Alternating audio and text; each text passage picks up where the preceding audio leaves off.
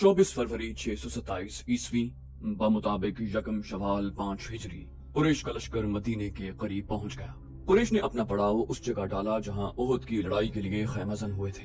वहां दो नदियां आकर मिलती थीं। दूसरे तमाम कबाइल ओहद की पहाड़ी के मशरक की तरफ खैमजन हुए। कुरैश ने ये मालूम करने के लिए कि मदीना के लोगों को कुरैश की लश्कर की आमद की इत्तला मिली है या नहीं, 2 जासूस ताजरों के भेस में मदीना भेजे। अबू सुफियान और उसके तमाम नायब सालारों की ख्वाहिश और कोशिश ये थी कि मदीना वालों पर बेखबरी में हमला किया जाए। लेकिन दूसरे ही दिन कुरैश का एक जासूस जो यहूदी था मदीने से आया। उसने अबू सुफियान को बताया कि मुसलमानों को हमलावर लश्कर की आमद की इत्तला मिल चुकी है। मुसलमानों में खौफ व हरास फैल गया था। उस यहूदी जासूस ने बताया सारे शहर पर खौफदारी हो गया था, लेकिन मोहम्मद सल्लल्लाहु अलैहि वसल्लम और उसके करीबी हल्के के आदमियों की ललकार पर मुसलमानों के दिल मजबूत हो गए। गली कूचों में ऐसे ऐलान होने लगे जिनसे तमाम शहर का जज्बा और हौसला ऊद कर आया और मुसलमान लड़ाई के लिए एक जगह इकट्ठे होने लगे। मेरे ख्याल में उनकी तादाद 3000 से ज्यादा नहीं होगी। मौरिख लिखते हैं कि मुसलमानों की तादाद 3000 से ज्यादा नहीं थी। उन्हें इत्तला मिल चुकी थी कि मदीना पर हमले के लिए जो लश्कर आया है उसकी तादाद 10,000 है, जिसमें सैकड़ों घुड़सवार और शुतर सवार भी हैं। उस वक्त अरब की सरजमीन में किसी लड़ाई में इतना बड़ा लश्कर नहीं देखा गया था। तादाद को देखा जाता और फन हर्ब ज़र्ब के पैमाने से दोनों अतराफ को नापा तोला जाता तो मुसलमानों को लड़े बगैर हथियार डाल देने चाहिए थे, या वो रात की तारीकी में मदीने से निकल जाते और किसी और बस्ती में अपना ठिकाना बनाते। कोई सोच भी नहीं सकता था कि 3000 मुसलमान 10,000 के लश्कर का मुकाबला जरा सी देर के लिए भी कर सकेंगे। 10,000 लश्कर निहायत आसानी से मदीने की ईंट से ईंट बजा सकता था, लेकिन ये हक और बातिल की टक्कर थी। ये अल्लाह के आगे सजदे करने वालों और बुत परस्तों का तसादुम था। खुदा को हक का साथ देना था। खुदा को अपने उस अजीम पैगाम की लाज रखनी थी जो उसकी ज़ात बारी ने गारे हिरा में अरब के सपूत को दिया था और उन्हें रिसालत अता की थी। खुदा उनका साथ देता है जिनके दिलों में हक और सिद्क होता है। ये नबी करीम सल्लल्लाहु अलैहि वसल्लम की ललकार थी जो मदीने के गली कूचों में सुनाई दे रही थी। लेकिन ऐ अल्लाह की इबादत करने वालों, खुदा तुम्हारा साथ उसी सूरत में देगा जब तुम दिलों से खौफ निकाल दोगे और एक दूसरे का साथ दोगे और अपनी जाने अल्लाह की राह में कुर्बान कर देने का अज़्म करोगे। जो हमारे अल्लाह को नहीं मानता और जो हमारे दीन को नहीं मानता वो हमारा दुश्मन है। उसका कत्ल हम पर फर्ज है। याद रखो, कत्ल करने के लिए कत्ल होना भी पड़ता है। ईमान से बढ़कर और कोई ताकत नहीं जो तुम्हें दुश्मन से बचा सके। तुम्हें दिफा मदीने का नहीं, अपने अकीदे का करना है। अगर इस अज़्म से आगे बढ़ोगे तो 10,000 पर गालिब आ जाओगे। खुदा सोए हुए या खौफजदा इंसान को मौजज़े नहीं दिखाया करता। अपने अकीदे और अपनी बस्ती के दिफा का मौजज़ा तुम्हें खुद दिखाना है। नबी करीम सल्लल्लाहु अलैहि वसल्लम ने मदीने वालों का हौसला इस कदर मजबूत कर दिया था कि वो उससे बड़े लश्कर के मुकाबले के लिए भी तैयार हो गए। लेकिन रसूल खुदा सल्लल्लाहु अलैहि वसल्लम इस सोच में डूब गए थे कि इतने बड़े लश्कर से मदीने को बचाना किस तरह मुमकिन हो सकता है। आप अलैहिस्सलाम को ये तो पूरा यकीन था कि खुदा हक परस्तों के साथ है, लेकिन हक परस्तों को खुद भी कुछ करके दिखाना था। बचाव की कोई सूरत नजर नहीं आ रही थी।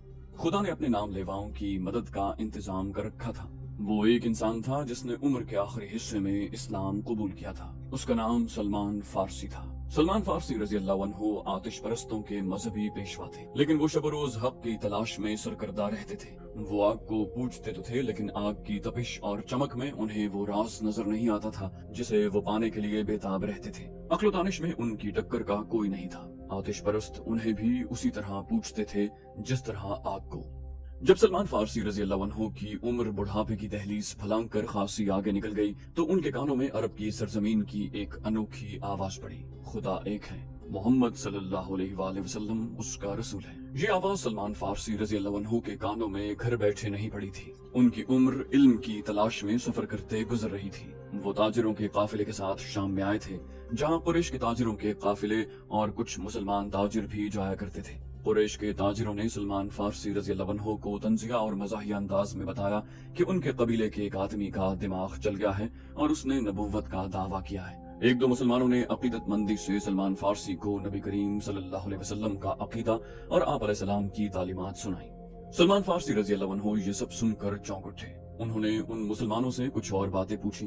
उन्हें जो मालूम था वो उन्होंने बताया, लेकिन सलमान फारसी रजी अल्लाह अन्हु तिश्नगी महसूस कर रहे थे।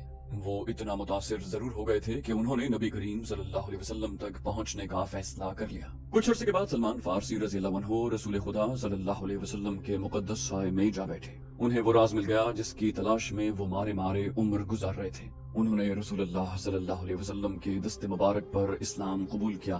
اس وقت تک سلمان فارسی رضی اللہ عنہ بڑھاپے کے آخری حصے میں پہنچ چکے تھے۔ اپنے ملک میں سلمان فارسی رضی اللہ عنہ صرف مذہبی پیشوا ہی نہ تھے، وہ جنگی علوم کے ماہر تسلیم کیے جاتے تھے۔ اس دور کے مذہبی پیشوا بھی جنگ و جدل اور سپاہ گری کے ماہر ہوتے تھے، علم و ادب کے عالم بھی سپاہی ہوتے تھے۔ لیکن سلمان فارسی رضی اللہ عنہ کو خدا نے جنگ و جدل کے امور میں غیر معمولی ذہانت دی تھی۔ اپنے ملک میں جب کوئی لڑائی ہوتی تھی یا دشمن حملہ آور ہوتا تھا تو سلمان فارسی رضی اللہ عنہ کو بادشاہ طلب کر کے صورتحال ان کے آگے رکھتا اور مشورے لیتا۔ نامور سالار بھی ان کے شاگرد تھے۔ وہ سلمان فارسی رضی اللہ عنہ اس وقت مدینے میں رسول اکرم صلی اللہ علیہ وسلم کے صحابہ کرام میں شامل تھے۔ رسول اکرم صلی اللہ علیہ وسلم نے یہ صورتحال جو قریش نے آپ کے لیے پیدا کر دی تھی سلمان فارسی رضی اللہ عنہ کے آگے رکھی۔ سلمان فارسی رضی اللہ عنہ نے کہا، خندق کھودو جو سارے شہر کو گھیرے میں لے لے۔ رسول کریم صلی اللہ علیہ وسلم اور وہاں بیٹھے ہوئے تمام صحابہ کرام اور سالار ایک دوسرے کے منہ کی طرف دیکھنے لگے کہ سلمان فارسی رضی اللہ عنہ نے یہ کیا کہہ دیا ہے۔ عرب خندق سے واقف نہیں تھے، فارس میں جنگوں میں خندق کا رواج تھا۔ سب کو حیران دیکھ کر سلمان فارسی رضی اللہ عنہ نے بتایا کہ خندق کیا ہوتی ہے اور اس سے دفاعی کام کس طرح لیا جا سکتا ہے۔ رسول کریم صلی اللہ علیہ وسلم نے جو خود تاریخ کے نامور سالار تھے خندق کی ضرورت اور آفادیت کو سمجھ لیا، لیکن آپ علیہ السلام کے دیگر سالار شش و پنج میں پڑ گئے۔ ان کے لیے اتنے بڑے شہر کے ارد گرد اتنی چوڑی اور اتنی بڑی خندق کھودنا ناقابل فہم نہیں تھا، لیکن انہیں رسول خدا صلی اللہ علیہ وسلم کا حکم ماننا تھا۔ خندق کی لمبائی، چوڑائی اور گہرائی کا حساب کر لیا گیا۔ رسول خدا صلی اللہ علیہ وآلہ وسلم نے خندق کھودنے والوں کی تعداد کا حساب کیا۔ آپ علیہ السلام نے کھدائی کا کام اس تعداد پر تقسیم کیا تو 110 آدمیوں کے حصے میں 40 ہاتھ کھدائی آئی۔ رسول خدا صلی اللہ علیہ وسلم نے دیکھا کہ لوگ خندق کو ابھی تک نہیں سمجھے اور وہ کھدائی سے ہچکچا رہے ہیں، تو آپ علیہ السلام نے کدال اٹھائی اور کھدائی شروع کر دی۔ یہ دیکھتے ہی مسلمان کدالیں اور بیلچے لے کر نعرے لگاتے ہوئے زمین کا سینہ چیرنے لگے۔ ادھر سے اس وقت کے ایک شاعر حسان بن ثابت آ گئے۔ حسان مشہور نعت گو تھے جنہیں رسول اکرم صلی اللہ علیہ وسلم اکثر اپنے ساتھ رکھا کرتے تھے۔ اس موقع پر جب مسلمان خندق کھود رہے تھے، حسان رضی اللہ عنہ نے ایسے اشعار ترنم سے سنانے شروع کیے کہ خندق کھودنے والوں پر وجد اور جنون کی کیفیت طاری ہو گئی۔ خندق کی لمبائی چند گز نہیں تھی، اسے میلوں دور تک جانا تھا۔ شیخین کی پہاڑی سے لے کر جبل بن عبید تک یہ خندق کھودنی تھی۔ زمین نرم بھی تھی اور سنگلاخ بھی، اور یہ نہایت تیزی سے مکمل کرنی تھی کیونکہ دشمن سر پر آن بیٹھا تھا۔ قریش کا لشکر اس عجیب و غریب طریقہ دفاع سے بے خبر احد کی پہاڑی کے دوسری طرف خیمزن تھا۔ اس کے پیچھے یہودیوں کا ہاتھ تھا۔ چلتے چلتے خالد کو اپنی آواز سنائی دینے لگی۔ اہل قریش تو ٹھنڈے پڑ گئے تھے، ان پر مسلمانوں کی دھاک بیٹھ گئی تھی۔ خالد بن ولید کا گھوڑا اپنی مرضی کی چال چلا جا رہا تھا۔ مدینہ ابھی دور تھا۔ خالد کو جھیمپ سی محسوس ہوئی۔ اس کے قبیلے قریش نے اسے شرمسار کر دیا تھا۔ اسے یہ بات اچھی نہیں لگی تھی کہ یہودیوں کے اکسانے پر اس کے قبیلے کے سردار اور سالار ابو سفیان نے مدینے پر حملے کا فیصلہ کیا تھا، لیکن وہ خوش تھا کہ حملے کا فیصلہ تو ہوا۔ اتنا بڑا لشکر جو سرزمین عرب پر پہلی بار دیکھا گیا تھا یہودیوں نے ہی جمع کیا تھا، لیکن خالد اس پر بھی مطمئن تھا کہ کسی نے بھی یہ کام کیا ہو، لشکر تو جمع ہو گیا تھا۔ وہ اس روز بہت خوش تھا کہ اتنے بڑے لشکر کو دیکھ کر ہی مسلمان مدینے سے بھاگ جائیں گے۔ اگر مقابلے پر جم بھی گئے تو گھڑی دو گھڑی میں ان کا صفایا ہو جائے گا۔ وہ اس وقت بہت ہی خوش تھے جب احد کی پہاڑی کی دوسری طرف یہ سارا لشکر خیمزن تھا۔ جس صبح حملہ کرنا تھا اس رات اس پر ایسی ہیجانی کیفیت طاری تھی کہ وہ اچھی طرح سو بھی نہ سکا۔ اسے ہر طرف مسلمانوں کی لاشیں بکھری ہوئی نظر آ رہی تھی۔ دوسری صبح جب قریش اور دوسرے اتحادی قبائل کا لشکر جس کی تعداد 10,000 تھی خیمہ گاہ سے نکل کر مدینے پر حملے کے لیے شہر کے قریب پہنچا تو اچانک رک گیا۔ شہر کے سامنے ایک بڑی گہری خندق کھدی ہوئی تھی۔ ابو سفیان جو لشکر کے قلب میں تھا لشکر کو رکا ہوا دیکھ کر گھوڑا سرپٹ دوڑاتا ہوا آگے گیا۔ ابو سفیان چلاتا جا رہا تھا، قریش کے جنگجو کیوں رک گئے ہیں؟ طوفان کی طرح بڑھو اور محمد کے مسلمانوں کو کچل ڈالو، شہر کی اینٹ سے اینٹ بجا دو۔ ابو سفیان کا گھوڑا جب آگے گیا تو اس نے گھوڑے کی لگام کھینچ دی اور اس کا گھوڑا اسی طرح رک گیا جس طرح اس کے لشکر کے تمام سوار رکے کھڑے تھے۔ اس کے سامنے خندق تھی، اس پر خاموشی طاری ہو گئی۔ ابو سفیان نے غصیلی آواز میں کہا، خدا کی قسم یہ ایک نئی چیز ہے جو میری آنکھیں دیکھ رہی ہیں۔ عرب کے جنگجو کھلے میدان میں لڑا کرتے ہیں۔ خالد بن ولید کو بلاؤ، اکرمہ اور صفوان کو بھی بلاؤ۔ ابو سفیان خندق کے کنارے کنارے گھوڑا دوڑاتا لے گیا۔ उसे कहीं भी ऐसी जगह नजर नहीं आ रही थी जहां से उसका लश्कर खंदक अबूर कर सकता। ये खंदक शेखीन की पहाड़ी से लेकर जबले बनी उबैद के ऊपर से पीछे तक चली गई थी। मदीना के मशरिक में शेखीन और लावा की पहाड़ियां थी। ये मदीने का कुदरती दिफा था। अबू सुफियान दूर तक चला गया। उसने देखा कि खंदक के पार मुसलमान इस अंदाज से घूम फिर रहे हैं जैसे पहरा दे रहे हों। उसने घोड़ा पीछे मोड़ा और अपने लश्कर की तरफ चल पड़ा।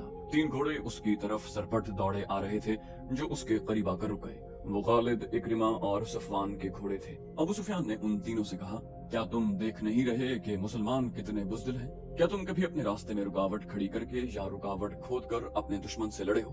खालिद बिन वलीद पर खामोशी तारी हो गई थी। आज मदीने की तरफ जाते हुए उसे याद आ रहा था कि वो इस ख्याल से चुप नहीं हो गया था कि अबू सुफियान ने मुसलमानों को बुज़दिल जो कहा था वो ठीक कहा था, बल्कि खामोश रहकर वो इस सोच में खो गया था कि ये खंदक बुज़दिली की नहीं, दानिशमंदी की अलामत थी। जिस किसी ने शहर के दिफा के लिए ये तरीका सोचा था वो कोई मामूली अक्ल वाला इंसान नहीं था। इससे पहले भी उसने महसूस किया था कि मुसलमान लड़ने में अपने जिस्म की ताकत पर ही भरोसा नहीं करते, वो अक्ल से भी काम लेते हैं। खालिद बिन वलीद का दिमाग ऐसी ही जंगी चालें सोचता रहता था। मुसलमानों ने बदर के मैदान में निहायत थोड़ी तादाद में होते हुए कुरैश को बुरी तरह शिकस्त दी थी। खालिद बिन वलीद ने अकेले बैठकर उस लड़ाई का जायजा लिया था।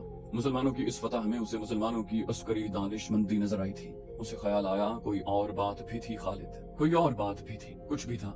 मैं ये नहीं मानूंगा कि ये मोहम्मद सल्लल्लाहु अलैहि वसल्लम के जादू का असर था या उसके हाथ में कोई जादू है। हमारी अक्ल जिस अमल और जिस मुजाहिरे को समझ नहीं सकती उसे हम जादू कह देते हैं। अहले कुरैश में ऐसा कोई दानिशमंद नहीं जो मुसलमानों जैसे जज्बे से अहले कुरैश को सरशार कर दे और ऐसी जंगी चालें सोचे जो मुसलमानों को एक ही बार कुचल डाले। अबू सुफियान खालिद, इक्रिमा और सफवान से कह रहा था, खुदा की कसम हम इसलिए वापस नहीं चले जाएंगे कि मुसलमानों ने हमारे रास्ते में खंदक खोद दी है। फिर उसने उनसे पूछा, क्या खंदक अबूर करने का कोई तरीका तुम सोच सकते हो? खालिद बिन वलीद कोई तरीका सोचने लगा, लेकिन उसे ख्याल आया कि अगर उनके लश्कर ने खंदक अबूर कर भी ली तो मुसलमानों को शिकस्त देना आसान नहीं होगा, खा वो कितनी ही थोड़ी तादाद में क्यों ना हो। जिन इंसानों ने थोड़े से वक्त में जमीन और चट्टानों का सीना चीर डाला है उन इंसानों को बड़े से बड़ा लश्कर भी जरा मुश्किल से ही शिकस्त दे सकेगा। अबू सुफियान ने खालिद को गहरी सोच में खोए हुए देखकर कहा, क्या सोच रहे हो वलीद के बेटे? हमारे पास सोचने का भी वक्त नहीं है। मुसलमान ये न समझें कि हम बौखला गए हैं। इक्रिमा ने कहा, हमें तमाम तर खंदक देख लेनी चाहिए। सफवान ने कहा, कहीं न कहीं कोई ऐसी जगह जरूर होगी जहां से हम खंदक अबूर कर सकें। खालिद बिन वलीद ने खुद एतमादी से कहा, महासरा। मुसलमान खंदक खोद कर अंदर बैठ गए हैं, हम महासरा करके बाहर बैठे रहेंगे। वो भूख से तंग आकर एक न एक दिन खुद ही खंदक के इस तरफ आ जाएंगे जिधर हम हैं। अबू सुफियान ने कहा, हाँ मुझे यही एक तरीका नजर आता है जो मुसलमानों को बाहर आकर लड़ने पर मजबूर कर देगा। अबू सुफियान अपने उन तीनों नायब सालारों के साथ खंदक के साथ साथ तमाम तर खंदक को देखने के लिए जबल बनी उबैद की तरफ चल पड़ा। सलाह की पहाड़ी मदीना और जबल बनी उबैद के दरमियान वाक़ थी। मुसलमान उसके सामने मोर्चाबंद थे। अबू सुफियान ने मुसलमानों की तादाद देखी तो उसके होंठों पर तंजिया मुस्कुराहट आ गई। वो जरा आगे बढ़ा तो एक घोड़ा जो बड़ा तेज दौड़ा आ रहा था उसके पहलू में आन रुका। सवार को अबू सुफियान बड़ी अच्छी तरह पहचानता था। वो एक यहूदी था जो ताजरों के बहरूप में मदीने के अंदर तक गया था। वो मदीने से शेखीन के सिलसिला गोह में से होता हुआ कुरैश के लश्कर में पहुंचा था। अबू सुफियान ने उससे पूछा, अंदर से कोई ऐसी खबर लाए हो जो हमारे काम आ सके? उसने कहा, हमारे साथ साथ चलो और इतना ऊंचा बोलते चलो कि मेरे ये तीनों नायब भी सुन सकें। यहूदी ने कहा, मुसलमानों ने शहर के दिफा और आबादी के तहफ़्फ़ुज़ के जो इंतजामात कर रखे हैं वो इस तरह हैं। ये तो तुमको मालूम होगा कि मदीना छोटे छोटे कलों और एक दूसरे के साथ मिली हुई बस्तियों का शहर है।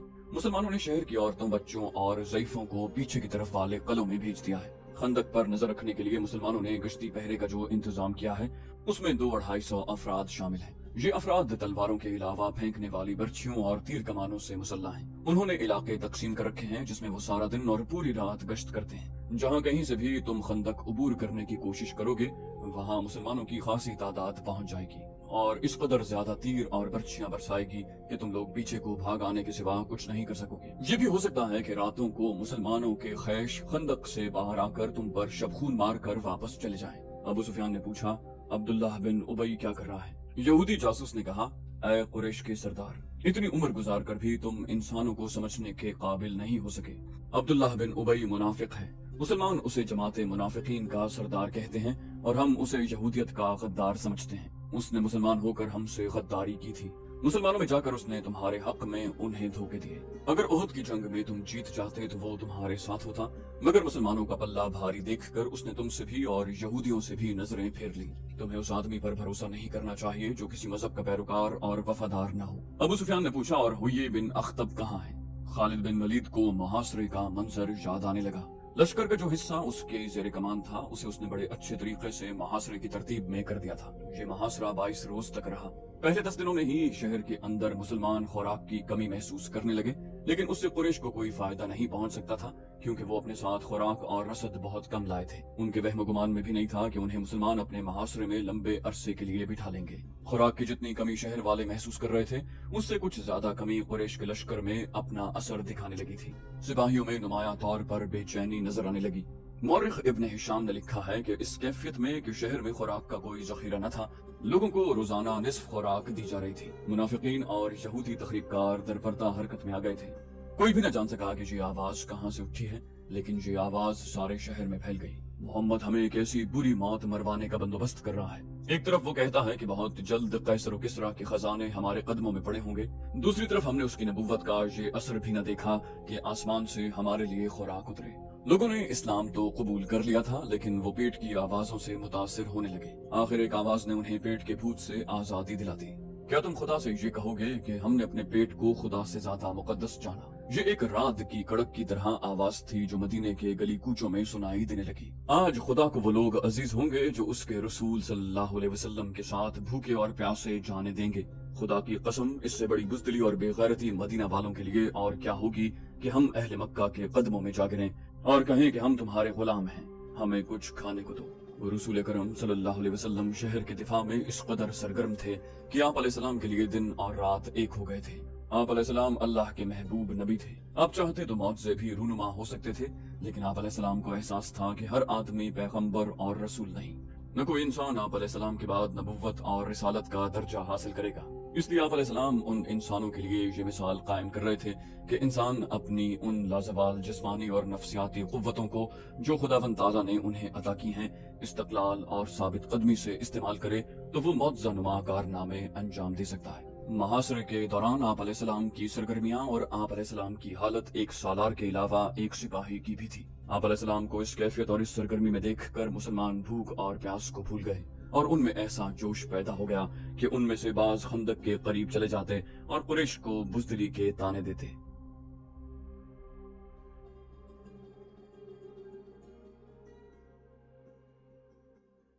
तो दोस्तों, ये थी हमारी आज की एपिसोड। उम्मीद करते हैं आपको हमारी एपिसोड पसंद आई होगी। जाने से पहले इस वीडियो को लाइक, शेयर और कमेंट करना मत भूलिए। और अगर आप हमारे चैनल पर नए हैं तो इसे सब्सक्राइब कीजिए और बेल आइकन पर क्लिक कीजिए ताकि आपको तमाम वीडियोस फौरन मिलती रहें। अगली वीडियो तक के लिए अपना ख्याल रखिए। अल्लाह हाफिज।